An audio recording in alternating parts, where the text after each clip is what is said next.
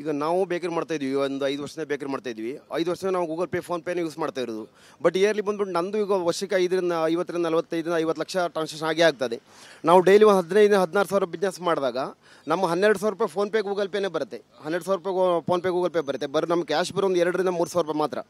ಆಮೇಲೆ ಇನ್ನೊಂದು, ಆ ಗೂಗಲ್ ಪೇ ಕ್ಯಾಶ್ ನಮ್ಮ ಅಕೌಂಟಲ್ಲಿ ಹಾಗೆ ಉಳಿಯಲ್ಲ. ನಾಳೆ ಬೆಳಗ್ಗೆ ನಾವು ಐಟಮ್ ಹಾಕಿದವರಿಗೆ ಅದನ್ನು ಹಾಗೆ ಮತ್ತೆ ಕೊಟ್ಬಿಡಬೇಕು ಅಲ್ವಾ, ನಮ್ಮ ಅಕೌಂಟ್ ಪೆಂಡಿಂಗ್ ಉಳಿಯಲ್ಲ ಅದು. ಇನ್ನೊಂದು, ನಾವೀಗ 3,000 ರೂಪಾಯಿ ಹಾಲಿಗೆ ಇನ್ವೆಸ್ಟ್ ಮಾಡಿರ್ತೀನಿ. 3,000 ರೂಪಾಯಿ ಹಾಲಿಗೆ ಇನ್ವೆಸ್ಟ್ ಮಾಡಿದ್ರೆ ನನಗಲ್ಲಿ ಸಿಗುವುದು 50 ರಿಂದ 60 ರೂಪಾಯಿ. ನನಗೆ ಆ 3,000 ರೂಪಾಯಿಗೂ ನೀವು GST ಅಂತ ಹಾಕಿಬಿಟ್ರೆ ನನಗೆ ಸಿಗೋ 60 ರೂಪಾಯಿ ನಮ್ಮ 3,000 ರೂಪಾಯಿ ಹೆಂಗೆ ಕಟ್ಟೋಕ್ಕಾಗತ್ತದು. ಇನ್ನೊಂದು, ಈಗ ಟಾರ್ಗೆಟ್ ಮಾಡಿದರೆ GST ಅವರು ಬೇಕರಿ ಕಾಂಡಿಮೆಂಟ್ಸ್ ಅವರು ಟಾರ್ಗೆಟ್ ಮಾಡಿದರೆ. ಯಾಕಂತ ಹೇಳಿದ್ರೆ ಇವ್ರು ಸಂಪಾದನೆ, ನಾವು ಬೆಳಿಗ್ಗೆ 5 ಗಂಟೆಗೆ ಬಂದು ರಾತ್ರಿ 11 ಗಂಟೆ ತನಕ ನಿಂತ್ಕೊತೀವಿ. 18-19 ಗಂಟೆ ನಾವು ಕೂಲಿ ಮಾಡ್ತೀವಿ. ನಮ್ಮದು ಸ್ವಲ್ಪ ಪ್ಯಾಂಟ್ ಎತ್ತು ನೋಡಿದ್ರೆ ಸ್ವಲ್ಪ ಹಾವು ಹೆಡೆತ್ತಿದೆ, ಕಾಲು ನರಗಳೆತ್ತಿರ್ತದೆ. ಪ್ರತಿಯೊಬ್ಬ ಬೇಕರಿ ಒಂದು ಅಷ್ಟೇ, ಪ್ರತಿಯೊಬ್ಬ ಬೇಕರಿ ಡಿಪಾರ್ಟ್ಮೆಂಟ್ ಒಂದು ಸೇಮ್ ಮನೆ ಬರೋನೆ. ಯಾರು ಶ್ರೀಮಂತರಿಲ್ಲ. ನಾವು ಅಷ್ಟು ಶ್ರೀಮಂತರಾದರೆ ಪೇಟಿಎಮ್ಮಲ್ಲಾಗಲಿ ಗೂಗಲ್ ಪೇಲಾಗಲಿ ಫೋನ್ಪೇಲಾಗಲಿ 5 ಲಕ್ಷ 10 ಲಕ್ಷ ಲೋನಾಗಿ ತೊಗೊಂಡು ಕೊಡ್ತೀವಿ ಇವ್ರ ಹತ್ರ ಅಲ್ವಾ. ಆ ಲೋನ್ಗೋರು ಬಡ್ಡಿ ಹಾಕ್ತಾರಲ್ವಾ. ಮತ್ತು ಇಷ್ಟೆಲ್ಲ ಇದ್ಮೇಲೂ ನಾವು ಹೇಗೆ ಮತ್ತೆ ನಡೆಸೋದು? ಅದೀಗ ಫೋನ್ಪೇ ಪೇಟಿಎಮ್ಮು ಬೇಡ ಅಂತ ಹೇಳಿದ್ರೆ ನಾವೀಗ 15,000 ಬಿಸ್ನೆಸ್ ನಮ್ಮ ಹತ್ರ ಆಗೋ ಡೈಲಿ 3,000-4,000ನೇ. ನಾವು ಮನೆ ಬಾಡಿಗೆ ಹೆಂಗೆ ಕೊಟ್ಟೋದು, ಅಂಗಡಿ ಬಾಡಿಗೆ ಹೆಂಗೆ ಕೊಟ್ಟೋದು, ಮಕ್ಕಳ ಸ್ಕೂಲಿಗೆ ಹೆಂಗೆ ಕಳಿಸೋದು? ಕಸ್ಟಮರ್ಸಿಗೆ ಏನು ಹೇಳೋಕ್ಕಾಗತ್ತೆ ನಾವು? ಕಸ್ಟಮರ್ಸಿಗೆ ನೀವು ನೋಡಿದಿರ, ನಿಮ್ಮ ಮುಂದ್ಗಡೆ ಬಂದರು, ನಾನು ಫೋನ್ಪೇ ಇಲ್ಲ ಅಂತ ಹೇಳಿದೆ, ಹಂಗೆ ವಾಪಸ್ ಹೋಗ್ಬಿಟ್ರು ಅಲ್ವಾ.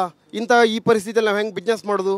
ಅದು ಗೌರ್ಮೆಂಟ್ ನಮ್ಮನ್ನೇ ಟಾರ್ಗೆಟ್ ಮಾಡ್ತಾ ಇದೆ. ಬೇಕರಿಯವ್ರನ್ನೇ ಟಾರ್ಗೆಟ್ ಮಾಡಿ ಇದು ಮಾಡ್ತಾ ಇದ್ದಾರೆ. ಇವಾಗ ನೋಟಿಸ್ ಕಳಿಸ್ತಾರೆ. ಫೋಕಸ್ ನನಗಂತೂ ನೋಟಿಸ್ ಬಂದಿಲ್ಲ, ಆದರೆ ನನ್ನ ಫ್ರೆಂಡ್ಸು ನಮ್ಮ ರಿಲೇಟಿವ್ಗೆ ಯಾರೋ ನೋಟಿಸ್ ಬಂದಿದೆ.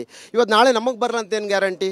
ಅದಕ್ಕೋಸ್ಕರ ಟಿ ವಿ ಹತ್ರ ನಾವು ದಯವಿಟ್ಟು ಕೇಳ್ಕೊಳ್ಳೋದು ಒಂದೇನೆ, 25ನೇ ತಾರೀಕು ಶುಕ್ರವಾರ ನಮ್ಮ ವಿಧಾನಸೌಧ ಹತ್ರ ಎಲ್ಲ ಬೇಕರಿ ಸಂಘದವರಿಂದ ಮೀಟಿಂಗ್ ಇದೆ. ಎಲ್ಲರೂ ಬರಬೇಕು, ಆದಷ್ಟು ಜನ ಸಪೋರ್ಟ್ ಬರಬೇಕು. ಯಾಕಂತೇಳಿದ್ರೆ ಇವತ್ತು ನಿಮಗೆ ನೋಟಿಸ್ ಬಂದಿದೆ, ನಾಳೆ ಇನ್ನೊಬ್ರು ಬರ್ತಾರೆ, ನಾಳೆ ನನಗೆ ಬರಲ್ಲ ಅಂತ ಏನು ಗ್ಯಾರಂಟಿ? ಬಂದೇ ಬರುತ್ತೆ. ಅದಕ್ಕೋಸ್ಕರ ಜನಸಾಮಾನ್ಯರು ನಾನು ಕೇಳ್ಕೊಳ್ಳೋದು ಒಂದೇನೆ, ಎಲ್ಲರೂ ಬನ್ನಿ, ಸಪೋರ್ಟ್ ಮಾಡಿ, ನಾವು ನ್ಯಾಯ ಕೇಳೋಣ ಅಂತ. ಟ್ಯಾಕ್ಸ್ ತಮಗೂ ಕೂಡ ಗೊತ್ತಿರುವಂತೆ ಸಣ್ಣ ಪುಟ್ಟ ವ್ಯಾಪಾರಿಗಳಿಗೆ, ಅಂಗಡಿಯವರಿಗೆಲ್ಲರಿಗೂ ಕೂಡ ಟ್ಯಾಕ್ಸ್ ನೋಟಿಸ್ ಬರ್ತಿದೆ. ಲಕ್ಷ ಕಟ್ಟಿ ಅಂತಿದ್ದಾರೆ. ತಮಗೂ ನೋಟಿಸ್ ಬಂದಿದೆಯಾ? ಇನ್ನೂ ಬಂದಿಲ್ಲ ಸರ್. ಟಿವಿಯಲ್ಲಿ ನೋಡಿದ್ದೀನಿ. ನೋಡಿದು ಪೇಟಿಎಂ ಎಲ್ಲ ಎತ್ತಿಕ್ಕಿದ್ದೀನಿ, ಕ್ಯಾಶ್ ಆ್ಯಂಡ್ ಕ್ಯಾರಿಯರ್ ಅಷ್ಟೇ. ಈಗ ಪೇಟಿಎಂ ಮಾಡ್ತಿಲ್ಲ. ನಾವು ಆಗೋದೇ 2,000-3,000, ಅದರಲ್ಲಿ 300 ರೂಪಾಯಿ ಬರುತ್ತೆ. ಬಾಡಿಗೆ ಕಟ್ಕೊಂಡು ಅದಕ್ಕೆ ಸರಿ ಹೋಗುತ್ತೆ. ನಾವೆಲ್ಲಿ ಟ್ಯಾಕ್ಸ್ ಕಟ್ಟೋದು? ನೋಟಿಸ್ ಬಂದಿದೆಯಾ? ನೋಟಿಸ್ ಬಂದಿಲ್ಲ, ಬರುತ್ತೆ ಅಂತ ನಾವು ಎತ್ತಿಟ್ಟಿದ್ದೀವಿ. ಅದು ಎಷ್ಟು ವ್ಯಾಪಾರ ಮಾಡ್ತಿದ್ರಿ ಆನ್ಲೈನ್ ಮೂಲಕ? ಫಸ್ಟ್ ಆನ್ಲೈನ್ ಪೇಟಿಎಂ ಅಲ್ಲಿ ಒಂದು 2,000 ಆಗುತ್ತೆ. ಈಗ ಎತ್ತಿಟ್ಬಿಡಿ. ಜನ ಕೇಳಲ್ಲ ಪೇಟಿಎಂ ಕೊಡಿ ಅಂತ? ಕೊಡಿ ಅಂತ ಕೇಳ್ತಾ ಇದ್ದಾರೆ. ನಾವು ಪೇಟಿಎಂ ಇಲ್ಲ, ಕ್ಯಾಶ್ ಮಾತ್ರ ಅಂತ ಹೇಳ್ತಾ ಇದೀವಿ.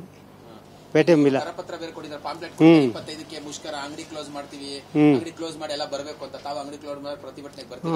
ಹೋಗ್ತೀವಿ ಸರ್, ನಾವು ಬರ್ತೀವಿ.